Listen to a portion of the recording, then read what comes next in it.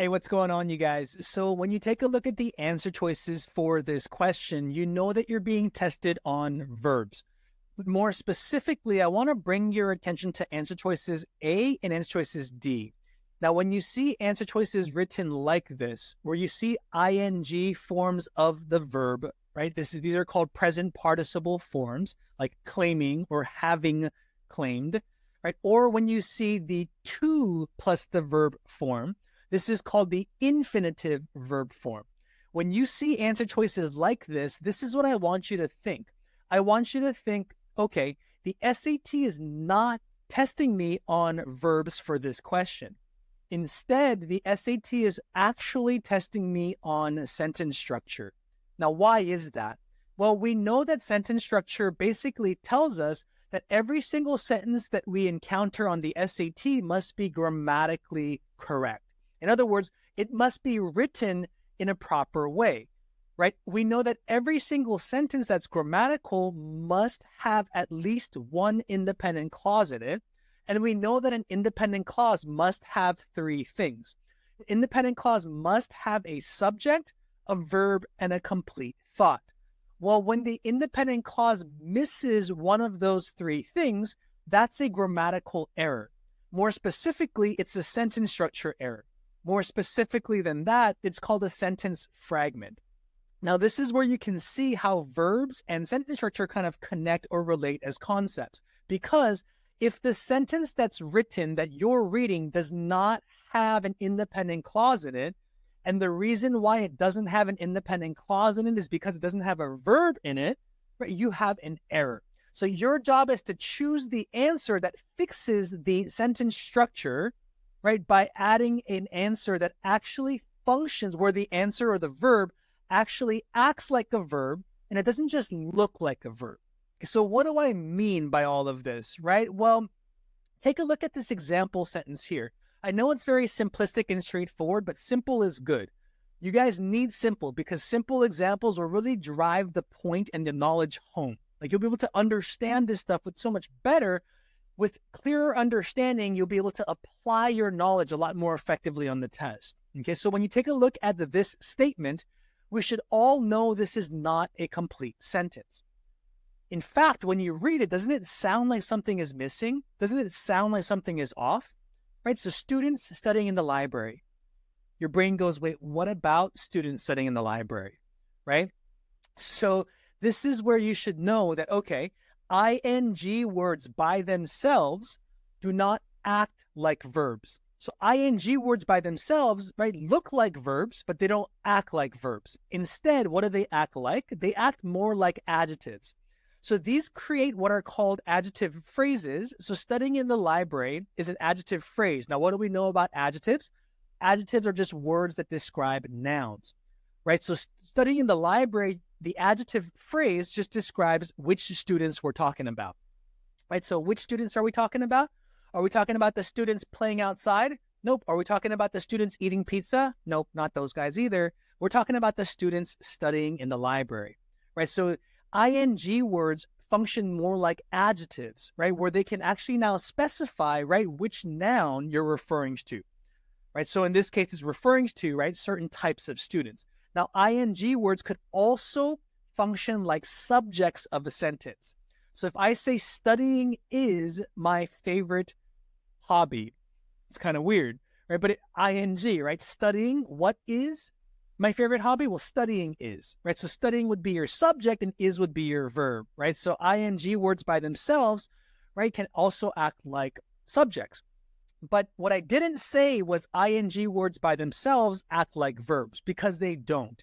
Now, ing words only become verbs when they get help from other verbs, right? So only when ing words get help from what are called helping verbs or auxiliary verbs do these words actually function or act like a verb.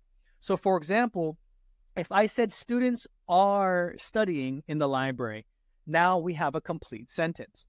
But it's not because of the word studying that makes this a complete sentence. It's because of the verb are.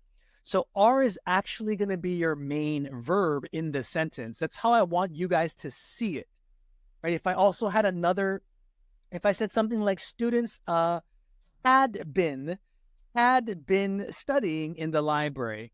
Well, again, now we have a complete sentence, but it's not because of the word studying that makes this a complete sentence. It's because of the verb had been. So had been would be your main verb, right? That now makes this a grammatical sentence, okay? Also, we know that two verbs, these infinitive verb forms by themselves also do not function like verbs, right? They're created from verbs, but they don't act like verbs. This is how we get the concept of verb forms. A verb form, think about that word form in it. A verb form is basically how the verb is formed, like how it's created. In other words, how is it written, right? So verbs can be written or formed in different ways. Now, how the verb can be formed or how the verb can be written can affect the structure of the sentence. So we just noticed, right? When we have the ing form or the to verb form, when that's the only sort of quote unquote verbs in the sentence, we don't have a complete sentence. We have what's called a sentence fragment or an incomplete sentence. Now, the specific reason why these sentences are incomplete is because they're missing main verbs. So just like ing words do not function like verbs when they're by themselves, to verbs, infinitive verbs, also don't act like verbs when they're by themselves. These words only act like verbs when they get help from other verbs. So if I said something like students had to study or students wanted to study, right? Now we have a complete sentence, right? Now it's because of the verb had or it's because of the verb wanted that makes this a complete sentence.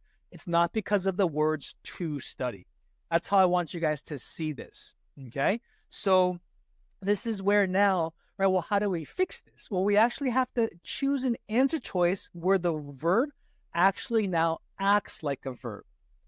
And so now if I said students study in the library, every single one of you guys would be like, yeah, that's a complete sentence. Well, why is it a complete sentence? Well, remember, every complete sentence has to have three things in it. One, it has to have a subject. What's the subject of the sentence? The subject is students. Two, it has to have a verb inside of it. Not just a word that looks like a verb, but a word that actually acts like a verb. So what's the verb in the sentence? It's study. And then it also has to have a complete thought. So students study in the library would be your complete thought. That would be your complete sentence, otherwise known as an independent clause, okay? And so you're looking for answer choices that actually act like verbs, right, to create a proper sentence structure. So now kind of coming back first full circles to the passage, you guys will all start to see why. Now answer choices A, C, and D, these are all going to be wrong for the exact same reasons, which I'll explain in just a second. But they're all going to be wrong because they all create fragments, right? Again, what's a fragment, you guys? A fragment is an incomplete sentence. Now, in this case, the reason why these sentences are incomplete is because they're missing a main verb in it, right? They're going to be missing a main verb. Okay, so I'll show you guys that right now. So here the passage reads, I'll start from the second sentence to save time. The second sentence reads, some historians claiming that this tulip mania was the first historical instance of an asset bubble, which occurs when investors drive prices to highs not supported by actual demand. Okay, so there's a couple of concepts that we have to unpack here. The first is you have to be able to identify different parts of a sentence. So this comma, which occurs when investors drive prices to highs not supported by actual demand, this component of the sentence is a dependent clause, a DC. A dependent clause, right, is not a complete sentence. Okay, now what you're checking for when you're checking for sentence structure is you have to make sure that the sentence has at least one independent clause in it. So one of the things that you always want to be reading for when you're tested on sentence structure is you want to be reading for that independent clause. In other words, does this sentence have an independent clause in it? If so, where, right? If not, then my job is to fix it. Okay, so this is where it's important to be able to identify different parts of a sentence, right? So you have to be able to identify independent clauses, dependent clauses, phrases on the SAT. But remember, for sentence structure questions, you always want to make sure that every single sentence has an independent clause in it, right? If it doesn't, then we know it's a sentence structure error, okay? So we know that this part of the sentence here, we can just kind of ignore, right? Because it's a dependent clause for now, for this question. Now, if we take a look at the other part of the sentence, notice how we have some historians. That kind of looks like my subject of the sentence. Right now, if I have a subject, I also have to have a verb, right? But now if I say some historians claiming this, it creates the exact same problem that we had in the example sentence where it said students studying in the library. Well, we said ing words by themselves do not act like verbs, right? They look like verbs, but they don't act like verbs. Right, so we would have to say that this is not a complete sentence. It's not an independent clause because it's lacking or missing a main verb, right?